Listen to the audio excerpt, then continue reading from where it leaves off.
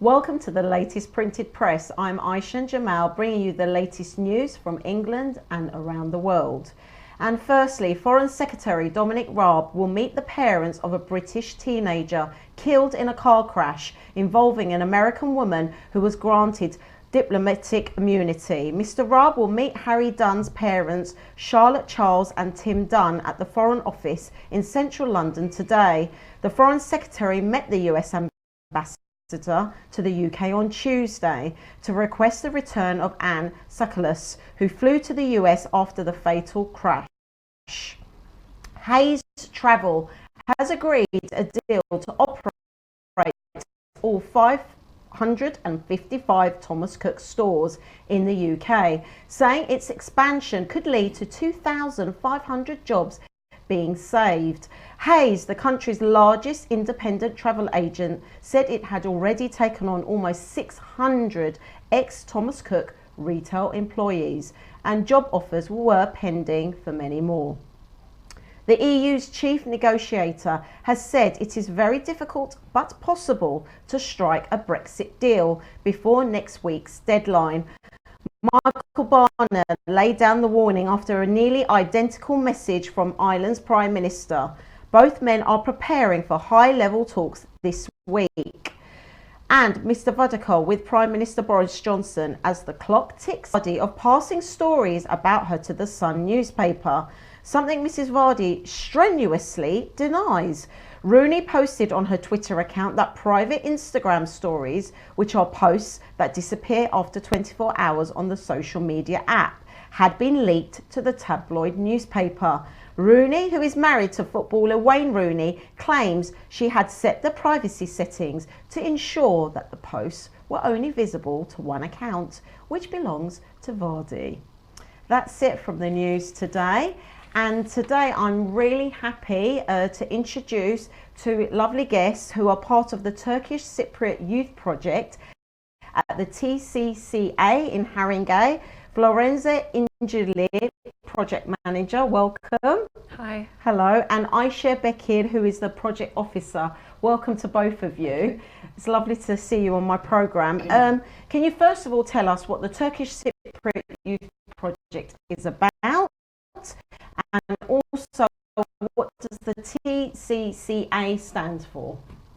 So the TCCA is the Turkish Cypriot Community Association. It's known as the Toplum Merkez in Haringey, Green Lanes. And the Youth Project is an upcoming project for 11 to 18-year-olds from Turkish-speaking communities, an after-school evening session where there will be activities, games, and also weekly classes and different activities for them to take part in.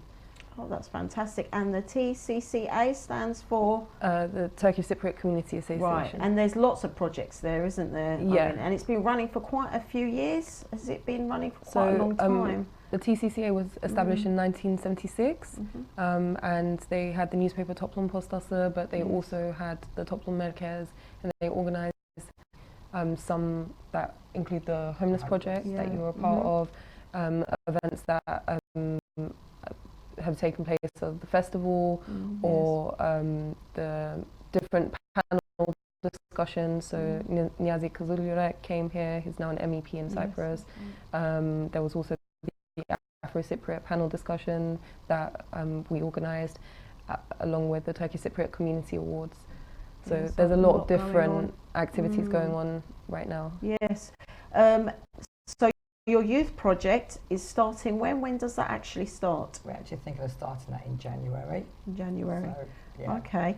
And why did you think this was something that was needed in our community? Why did you pursue this project and bring it to life? Well, we looked at the young generation, and there was nothing really out there for them. There's a lack of activities for them. So that's why we're trying to target 11 to 18-year-olds, trying to get them involved within the community, somewhere to come, socialise, interact with each other. Just basically a Turkish young generation just to socialise somewhere and just to do things with each other and interact with each other. I think it's great. It's a great idea, like to bring the community, and especially the young. I think essential in our community. Could you tell us a little bit about your background, like what made you get involved with working with the TCCA? First. You can go first. Yeah, I shall. I go with me. Yeah, like I said before, it's a lack of activities for the young generation, and it's nice for them to go somewhere to be safe and be who they want to be with no pressure of any peers or anything around them, and just to socialise with each other, you know, and be who they want to be. And we can learn so much from the young as well, you know, not just us as well, you know, but yeah, it's just nice to have a social interaction. Yeah, so you like working with young people, basically. That's something that you I do. We can learn a lot from the next generation. That's right, that's right. Yeah. And your background, Florenza, like if you can tell us a little bit of what you've done before. So I've worked at the Turkish Cypriot Community Association for the past year and a bit, and I've organised events. I was a part of the award show, like organising part of that. For that, I currently also work as a tutor for young people in sort of primary to secondary age groups, and that's in English, history, and different subjects. But I also ran an educational workshop for over a year for young people aged sort of set by different authors. We would watch films, we would analyse different things and like critically thinking, and that was for over a year. I prepared like different reading lists and things like that and facilitated those workshops of like 40 people, give or take. And yeah, so I did that for a very long time. Do you think some of those things that you've done, will you bring some of those ideas Definitely. into this youth project? Because that sounds really good. Yeah. Because that actually is a really good way to get kids to actually improve their literacy, but you're doing it in a fun way, you're doing it amongst their peers. It's not in a formal setting where you're sitting in a classroom and you're forced to do it. You know, doing it in a youth centre. They are.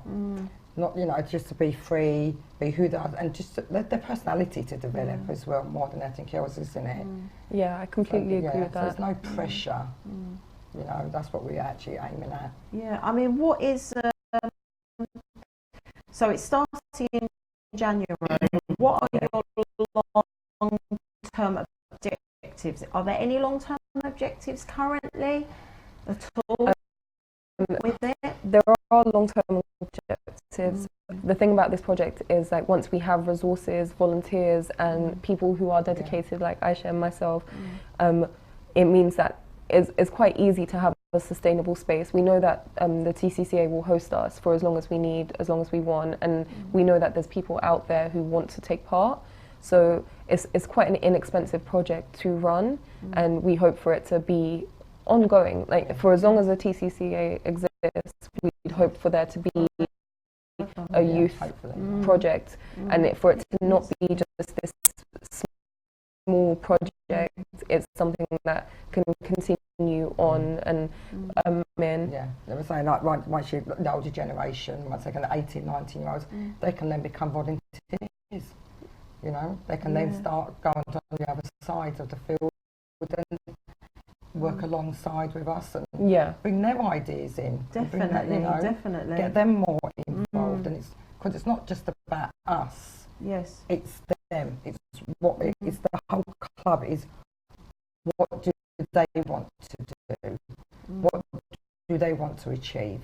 What do they want out of it? Not what we want, because it's nothing to do with us. It's where they're. This is a project that, as it goes along, it will evolve and it will grow. But certainly, with any community and any community project, we need to take care of our elderly, but we definitely need to invest lots of time and energy in our youth, because that's our future at the end of the day. So I think it's very important. And we were discussing this before this program started, how, you know, at the moment there are a lot of things in the local news. There's been a lot of incidences with knife crime with our youth, and I think it is a little bit because they feel a little bit detached, they don't feel part of a community, and then they latch on to people who aren't so great within the community, and they get influenced. I think a lot of this sort of grouping up in gangs and then fighting this person to against another area, it's all about feeling like you belong somewhere. So if you can channel that in a positive way, then I think that need to be out on the streets hopefully will disappear. I mean, with this youth project, is there specific activities or people that you'd like to bring in, certain speakers? Do you have any ideas like that currently with it at all? Lots of ideas. We do. I think. Tell us. I think our priority is for, like you said, for it to be like a collaborative experience. So whatever they would like, I think referring back to you were talking about sort of young people involved in like gang violence and knife crime. I think as it is to not patronize young people, to recognize that there's a reason why people feel alienated from their community. There's a lack of community, there's a lack of focus on young people. It's very political, and I think like both of our aims align in the fact that like we want to center the young people. We want to make sure that whatever aspirations they have are nurtured, and that it is a learning environment, but in a way that is unique and is tailored to each person's individual needs. And I think that's quite easy to do when you start small, and we will be starting quite small, and it will be open to everyone to come in, but there will be spaces to read,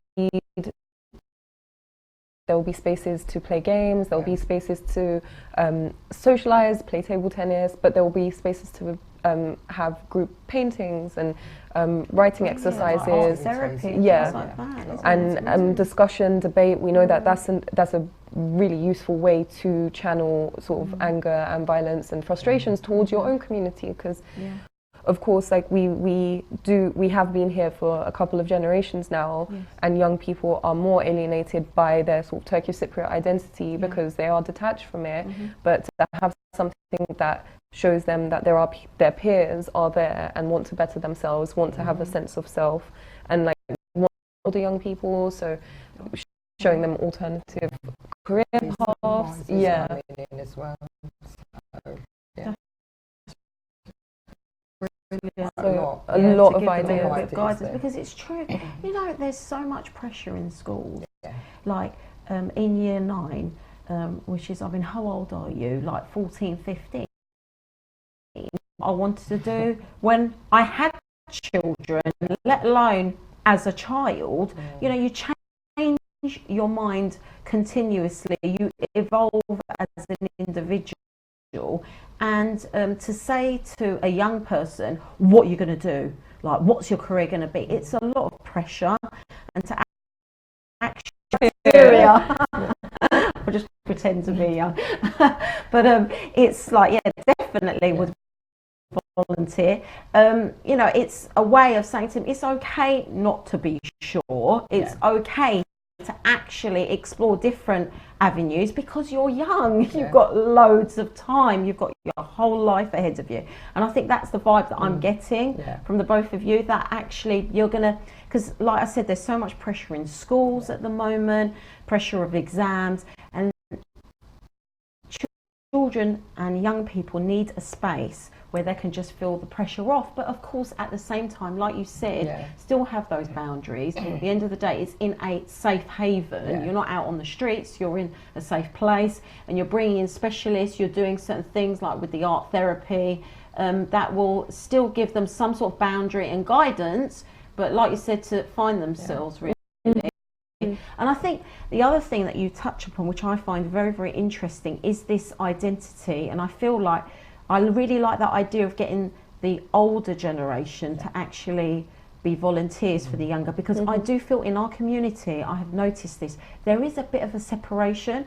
When I go to a lot of these events, you know, political events, people come from Cyprus, I do find that it's more the older generation that come along to these things, and I'd like to see more young people being involved a lot more. And I think your project might be the starting point of something like that, because I do feel like Turkish Cypriot youths and Turkish speaking youths don't identify with their Turkishness. I do feel that yes, you can still be British and have that identity, but to just have that connection is great. And I think if you bring them all together, then that will be amazing. What's the age group again? Because I don't know if we actually talked about it. Wasn't we? We're 18 to 11 to, let's say, 19. Yeah. You know, because like we said, once they hit 19 years old, they can then become volunteers with us. But the beauty of having this club is it's going to be free. Yeah, which is amazing. So it doesn't matter who you are, what background you come from, or what's going on at home. It's there to everybody. Like I said, as long as you fall in that age bracket, that's what we want. And just for you to walk through the door, come bring a friend. If you're scared to come on your own, that's fine. You know, because you're a human being at the end of the day. We're all scared to do something for the first time. But just come through the doors. Yeah, and just with, you know, will there be a system? Will there be a system of you know, when people come in, so they come 1 week, how will you get them to come again? Will there be something like so the thing about that is there's going to be a space downstairs that's sort of like a common area that everyone can use in the hall, and then that's open to everyone at all times. And then when it comes to the classes upstairs, we would like prefer if there was a little bit of notice if they were going to come that week, just so we could work out numbers. But it is again open to have a drop-in session. So if you come to 1 week, it's not going to be the same as the next week. It would mean that you foster better relations with the people around you, and you build, you know, sort of relationships with us and with each other. But it's not an obligation. It's not something that's mandatory. It's not something that the moment you come, you have to come for the next 10 weeks. It's entirely everyone's choice. They have agency in deciding, but we just want it to be as welcoming an environment as possible. And we want to have outside facilitators come in as well, not just volunteers, but people who are maybe in the arts or in the sciences, or, you know, or London-based musicians and people in general that could come in and just dedicate an hour of their time to just communicate with young people and give them different lessons, and ideas, networking. Well, I mean, all of this sounds amazing. I mean, I think definitely once you bring in outside bodies as well, what will happen is within the actual youth project, you'll probably get other mini projects evolving, and that will make them come more as well, I think. Like you were saying with the music, they'll probably, the youngsters will want to like create a bit of music, then someone will want to watch it, so it'll become a performance, and they'll be like, okay, we'll come next week to perform it. So I'm sure it will evolve naturally anyway. So it's free. Yes, definitely. It's starting in January, and the age range is basically school age, it looks to me. So will there be support with the education side as well? Will you be doing anything with that, or? So there will be in the downstairs common area, and also if they want one-to-one homework support, that kind of thing. This is in our works at the moment, because obviously you work in education and I tutor as well, so we both do have an education background, and so we would want to be able to support them through that. But again, it depends on what the young people want. Exactly. Yes, but that's needs are, I think. Yeah, I mean, that's good though, still, because obviously these young people have parents and carers, and to encourage, you know, our parents and carers to bring our kids to these places, I suppose it would be nice to know that those parents and carers have got support with the homework, because that might be something that they might be thinking about, oh, well, they've, you know, got homework, or they've got this club. But I mean, I think it's amazing that it's actually free. Nothing nowadays from a parent's perspective is for free. Even with youth projects, even theatre projects, you know, that youngsters get involved in, it's normally there is some sort of cost to it. So how is it funded then? How is it actually funded?